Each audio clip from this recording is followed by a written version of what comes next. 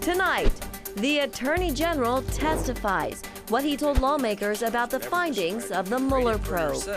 Plus, the battle over abortion is being fought in courts across the country. A look at what might happen if the push to overturn Roe v. Wade makes it to the Supreme Court. And the latest on the uprising in Venezuela.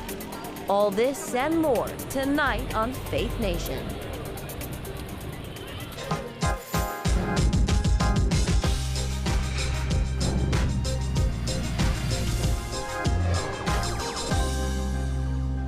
Attorney General William Barr testifies before the Senate Judiciary Committee. Welcome to Faith Nation. I'm John Jessup. And I'm Jenna Browder.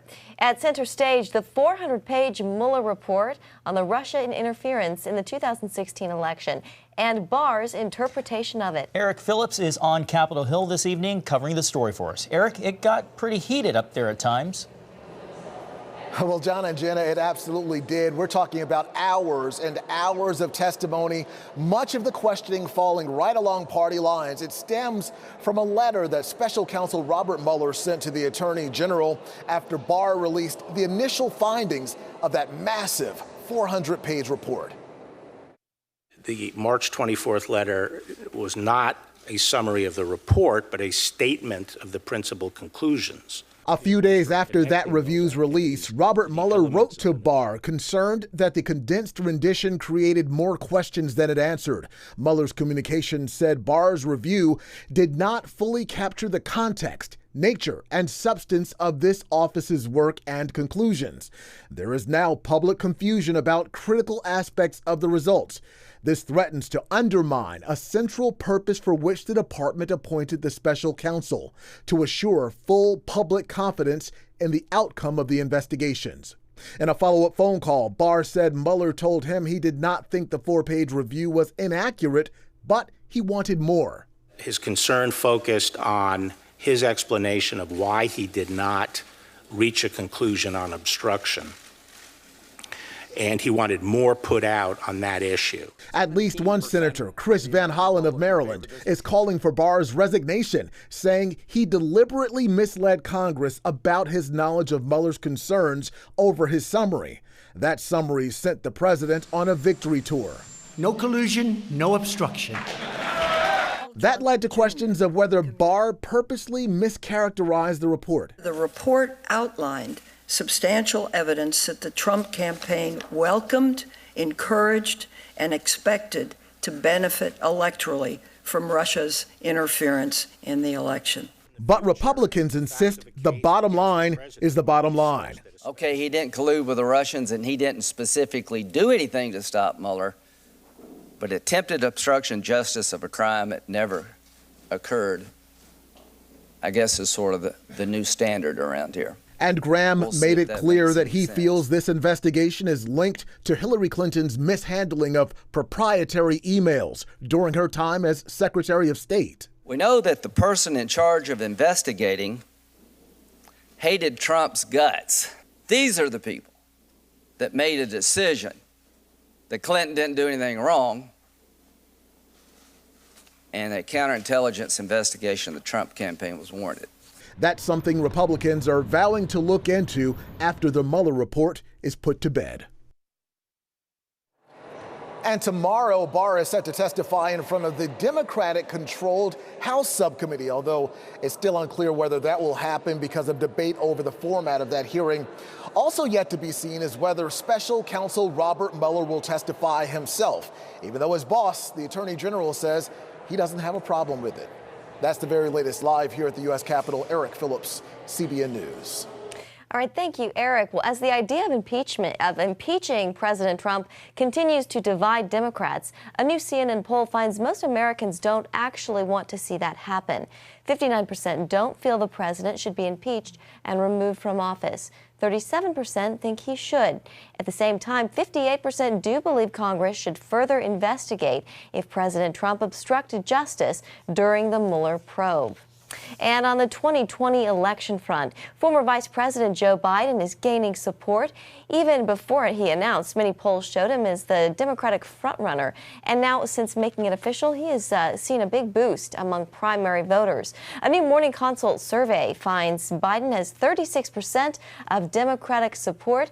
He is followed by Bernie Sanders with 22%. And here with us now are David De La Fuente, a political analyst at Third Way, and CBN News chief political analyst David Brody. Gentlemen, thanks for being with us. David De La Fuente, let's start with you since we've got two Davids, just to be clear.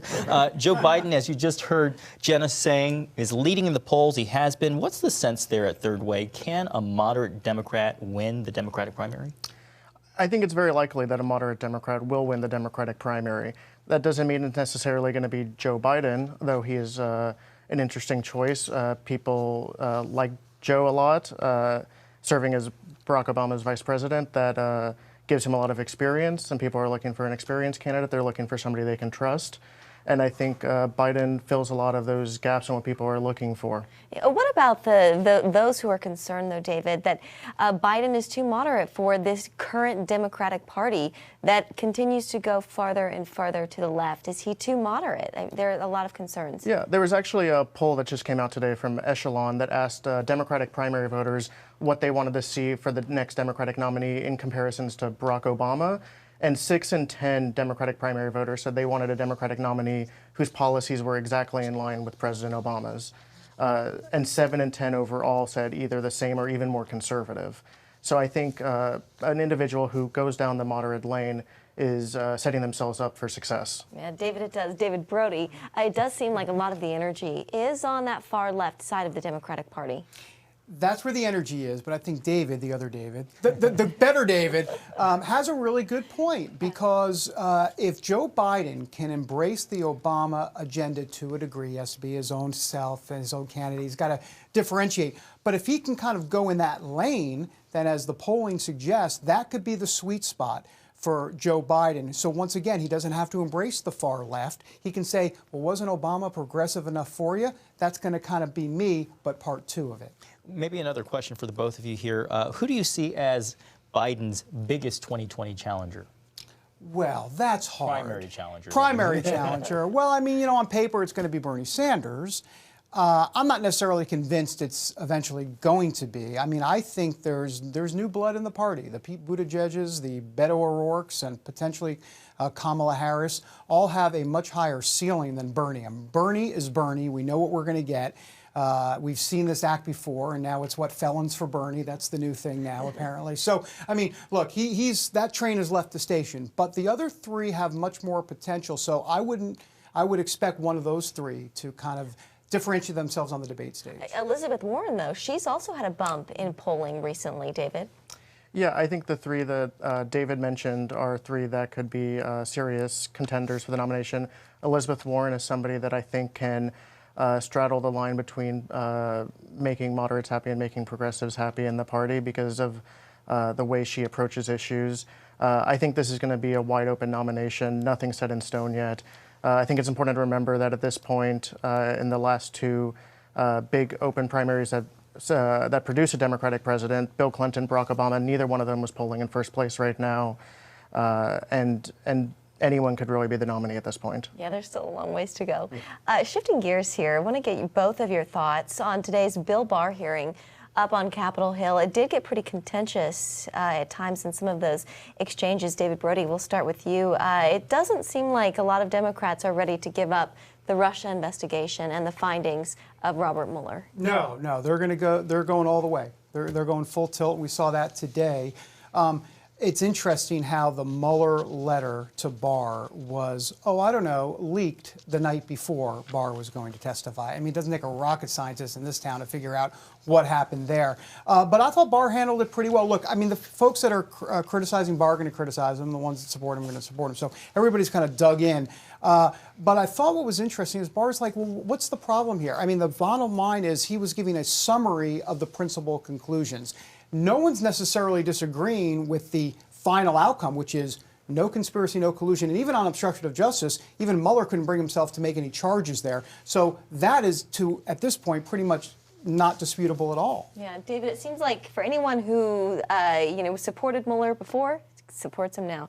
Who didn't, same thing. Seems like, it's changed a lot for people. Yeah, I would agree with that. I think the CNN poll that you showed earlier does provide support that people do want these hearings to take place. But at the end of the day, it's good that this is taking place now, because when the election comes closer, people are going to be talking about healthcare affordability and creating economic opportunity. So if we can accomplish this year before we move on to the elections in 2020, I think everyone will be better off and happier. David, as you just suggested, they want the matter still investigated, but as far as impeachment, that's a different story. Yet we're still talking about impeachment. Yeah, though the Democratic leaders, especially in the House, have been very clear that they wanted to investigate, but Speaker Pelosi, Chair Jeffries have spoken about the need to refocus on these kitchen table issues, really deliver on the promises that made Americans elect Democrats in 2018. The Democrats picked up 40 seats in the House, really on the promise of economic opportunity and addressing the cost of health care in this country. And I think that's what the Democratic House is really going to be focused on over the next 2 years. David, final word? Yeah, no, I agree with that. The part of the problem for the Democrats is Ilhan Omar, Rashida Tlaib, a lot of folks there, and honestly, House Judiciary Committee Chairman Jerry Nadler and Elijah Cummings. I mean, they continue to go after this president, and so as much as Nancy Pelosi does want to dial it back, she's got House committee chairmen that are pretty rabid in going after this president, and they might need a caucus meeting at some point. Yeah. All right. Figure it out. Figure it out. All right, David Brody and David De La Fuente, thank you so much. Thank you. Well, about 20 evangelical leaders met today in Washington at the Trump International Hotel to discuss ways to re-elect Donald Trump. They prayed for the president and discussed 2020 and the issue of immigration policy. Pastor Robert Jeffress was one of the attendees. I think people on both sides of the immigration issue realize we've got a problem that needs to be solved. We have to balance defending our nation with showing compassion to those who need it. And so I think that's a major agenda item for Christians and really many Americans. You can be sure the administration is working on that right now. And I think whatever policy comes out is going to reflect President Trump's beliefs. Today's gathering wasn't an official meeting of the President's Faith Advisory Board, but many who were there do serve in that group. Well, the Trump administration wants more money to secure the country's southern border, today asking for an additional $4.5 billion from Congress. The White House says more than $3 billion of that would be used to address the humanitarian crisis at the border, including adding more than 26,000 additional shelter beds for unaccompanied minors and 3,500 beds at processing centers for adults. Lawmakers in Alabama are moving forward with a measure that would ban nearly all abortions in the state. The bill would make it a crime to have an abortion at any stage of pregnancy unless the health of the mother was at stake, and it would result in felony charges against doctors who perform abortions. Some Democratic lawmakers unsuccessfully tried to amend this bill, allowing for the procedure in cases of rape or incest. But one of the sponsors of the bill says none were added because the measure is meant to go all the way to the Supreme Court as a challenge to Roe v. Wade. Well, with the confirmation of Associate Justice Brett Kavanaugh, some abortion advocates declared a newly conservative-leaning court would soon overturn that historic case legalizing abortion. As Paul Strand reports, while that possibility makes some panic, it's encouraging to others. This symposium in Washington, D.C. promoted the idea that a post-abortion America could actually be a better one. Some women can't imagine a world without Roe v. Wade, a world without legalized abortion. That's what the symposium is about, actually imagining a post-Roe world. The pro-life group Americans United for Life organized the event, with its leader, Catherine Glenn Foster, arguing women would no longer need to kill their unborn children if society was more accepting of motherhood. It is not women who need to change, but a nation that would discriminate against pregnant and parenting women. Because of that prejudice, many women feel they'll threaten their careers, their opportunities if they embrace motherhood.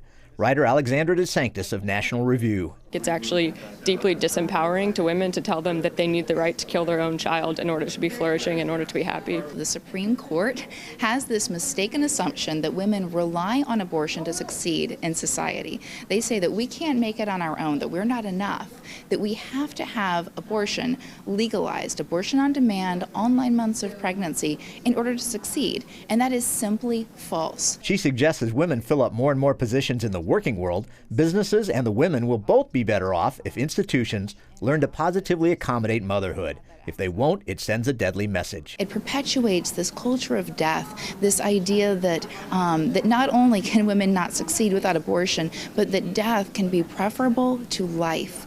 And it is simply harmful to all Americans. Like the nation's seniors and less healthy citizens. Both Social Security and Medicare face having to make deep cuts soon because abortion has killed off so many Americans who would be supporting those systems. Since Roe versus Wade, 61 million Americans are not here because they've been aborted. Many of them would now be in their prime contributing years. If every baby had been allowed to live, we wouldn't be having this crisis with Social Security and Medicare. These women hope Americans will begin to realize a post-abortion world wouldn't be about losing a right, Abortion on demand! but getting rid of something toxic. Paul Strand, CBN News, Washington. Coming up, continuing clashes in the Venezuelan uprising and the fight for freedom from the Maduro regime. Latest after this. Tikkun Olam. This is our nature as a country. To make the world a better place. Literally, we felt the earth shaking. The Christian Broadcasting Network presents To Life, how Israeli volunteers are changing the world. This film needs to be seen by everyone. I was in tears. Now you can own the inspiring documentary To Life on DVD. There is blood on our hands if we know and we walk away. I'm so grateful that this film was made. To Life can be yours for a gift of $10 or more. Call 1-800-700-7000 or log on to cbn.com. We know that every minute counts to save life. It'll bless Israel, but it'll also bless all the friends of Israel. Discover the untold story of how Israeli volunteers are making the world a better place. Call 1-800-700-7000 or log on to cbn.com to get your copy today.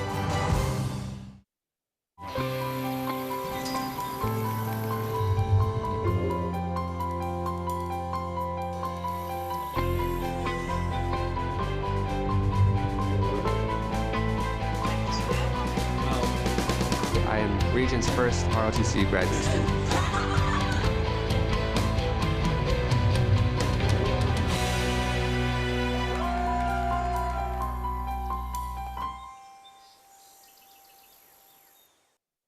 Welcome back. In Venezuela, the interim president, Juan Guaido, is calling for protesters to keep the momentum going, saying armed forces now back those fighting for freedom there. It comes as Nicolas Maduro digs his heels in, refusing to give up power. Maduro says the opposition in Venezuela is attempting to impose an illegitimate government.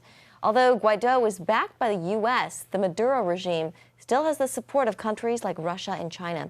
But according to U.S. National Security Advisor John Bolton, support from within Maduro's own ranks is beginning to fall. Yesterday, even though Maduro didn't leave the country as he was planning to do because of Russian advice, the fact is key figures like the defense minister, the chief judge of the Supreme Court, the head of the Presidential Guard have been outed as people dealing with the opposition. And someday the documents that they were prepared to sign with the opposition will become public. So if you're Nicolas Maduro, can you look at your defense minister anymore and trust him? I don't think so. I think Maduro is now surrounded by scorpions in a bottle, and it's only a matter of time. Well, senior international correspondent Gary Lane joins us now from our Virginia Beach headquarters. Gary, remind people, it might be hard to remember, but Venezuela was once the richest country in South America. So how did we get to this point with the Maduro regime? Well, it's unbearable right now. I mean, think about it. An oil-rich nation, John. It was probably one of the examples of the best in Latin America. And socialism and corruption in that country has brought it way down. It's in chaos now economically. People are having just a very difficult time just making ends meet, just meeting basic necessities of life. Simple thing like food. 8 out of 10 Venezuelans are now saying that they can't afford food. 6 out of 10 say they're going hungry at night in a nation that is rich in oil. So it's corruption of this regime that has brought that about. out, and the people are suffering. They've had enough. About 150,000 a month are now fleeing into Colombia. That's probably more than 1.5 million so far within the last year and a half, 2 years since this has happened. And it's getting worse. It's not getting any better. And this so-called coup, I wouldn't call it a coup because the majority of the people in their assembly, People's Assembly, chose Guaido as their presidential, well, I would say interim president. So it really isn't a coup, but the people are starting to rise up, and we're seeing even splinters in the military, people joining the opposition. Yeah, they want the man they elected in office. On the ground, Gary, in the face of some of the conditions that you've been describing, who is standing with Maduro? It seems like as we just said, his party, the people around him are starting to flee as well. Well, fewer and fewer is standing with him, and you heard from National Security Director Advisor John Bolton. He mentioned some of those that are leaving, but the ones that are standing with him, the Russians and the Cubans, and even the Chinese. The Cubans, Bolton believes there are 25,000 Cuban operatives in Venezuela right now. The Russians, the Venezuelans, Maduro, his regime, owes the Russians about $21 billion. The Chinese are owed probably close to $50 billion. These are in credits, loans, guarantees, and also for military hardware. So they don't want to see him go anywhere because they want to get paid. Same thing with others. The Indians, they get a lot of oil also from Venezuela. So it's a very difficult situation right now. Not many friends inside the country, some outside, that are keeping him in power. Gary, in 30 seconds or less, if you can, how do you think this all ends? Well, it all depends on what happens with the military. If we see major defections in the military, then that'll be it for Maduro. But so far, the Russians have convinced him to stay. He had a plane on the tarmac ready to go, but he's staying for now. Things get a little hot and a little heavy. The scorpion's out, as John Bolton said. He'll leave. Senior international correspondent Gary Lane, thank you so much for that report. Thanks, Gary. Well, still ahead, how a former pro baseball player and a former tech business exec are working together to battle human trafficking here in America.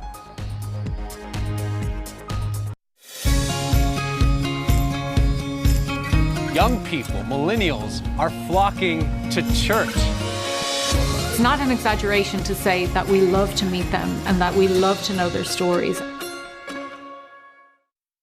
Tikkun Olam. This is our nature as a country.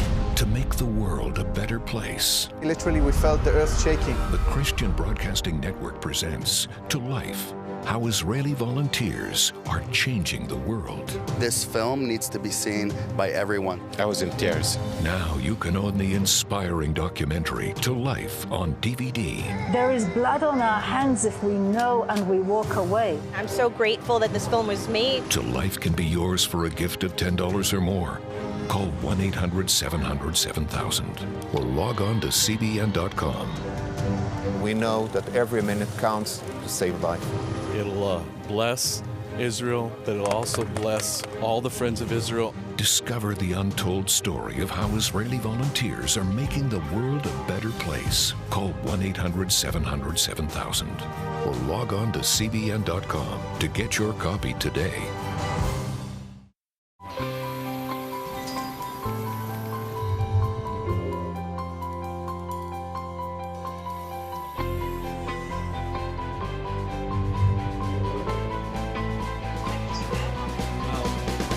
I am Region's first ROTC graduate student.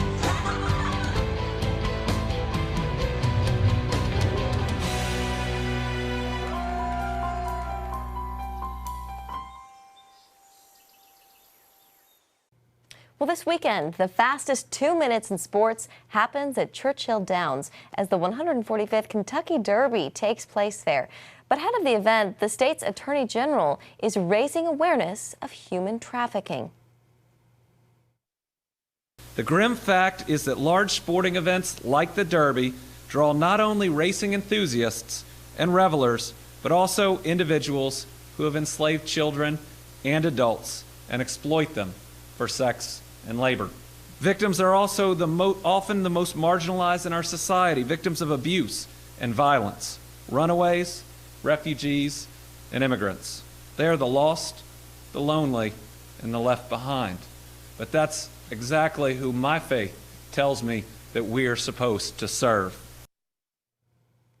The Attorney General says Kentucky is partnering with Catholic Charities to train 9,000 people on how to spot and report trafficking during the Derby. Well, as shocking as it may seem, human trafficking is big business even here in the United States. That's right. Jennifer Wishon sat down with two former executives using their boardroom skills to help end this crisis. You may want to sit down for this. Each day, 100,000 kids are trafficked for sex right here in the United States. Not surprising, it's the least of these, the nation's most vulnerable, who end up as easy prey. These children that are being trafficked are modern-day orphans. And what we know, a staggering statistic, is that 50 to 60%, maybe even more, are coming out of foster care. Altogether, an estimated 1 million people are made slaves in the land of the free. Most people don't understand how big of a problem sex trafficking is in the United States.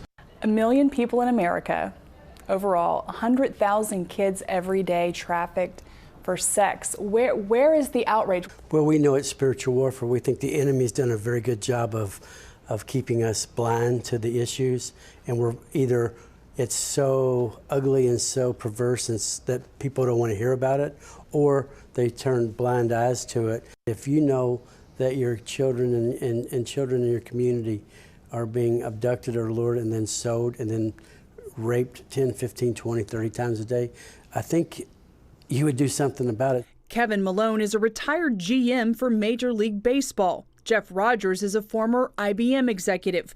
Both are using their business know-how to take on human trafficking in America. They're tackling pure evil.